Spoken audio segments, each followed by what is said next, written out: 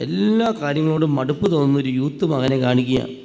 ഈ മകൻ ഒരു പ്രത്യേക കടയിൽ നിന്നും ധാരാളം അൽഫാം വാങ്ങി കഴിക്കുന്നതായിട്ട് കാണിക്കുക. അൽഫാം വാങ്ങി കഴിച്ചുകൊണ്ട് കുഴപ്പമില്ല, പക്ഷേ ഇദ്ദേഹം കഴിക്കുന്നത് അൽഫാം ഹലാൽ ചെയ്ത അൽഫാമാണ്, വിഗ്രഹാർപ്പിത ഭക്ഷണമാണ്. അതുകൊണ്ടാണ് ഇവന് ശക്തമായ തലവേദന, എല്ലാ കാര്യത്തിലും മടുപ്പ്. ആലോചിച്ച് നോക്കുക, നിങ്ങളിലോ നിങ്ങളുടെ കുടുംബത്തിലോ ഒരു യൂത്ത് മകനുണ്ടോ? ആലോചിച്ച് നോക്കിയ യൂത്ത് ഉണ്ടോ വീട്ടിൽ? യൂത്ത് മക്കൾ, പ്രത്യേകിച്ച് ഒരു യുവാവിനെ കാണിക്കുന്നു. ആ യുവാവ്, ആ മകൻ ഒരു പ്രത്യേക കടയാന്ന് വെച്ചാൽ ഹലാൽ കടയിൽ നിന്ന് സ്ഥിരം എന്ന പോലെ ആഴ്ചയിലൊരിക്കലെങ്കിലും ഈ അൽഫാം വാങ്ങി കഴിക്കുകയാണ്. അൽഫാമാണ് അവന് കൂടുതൽ ഇഷ്ടം, ഹലാൽ ചെയ്ത അൽഫാം. ഇന്ന് ആ മകൻ അതുകൊണ്ട് അതിശക്തമായ തലവേദന, എല്ലാ കാര്യങ്ങളോടും മടുപ്പ്. മനസ്സിലായോ?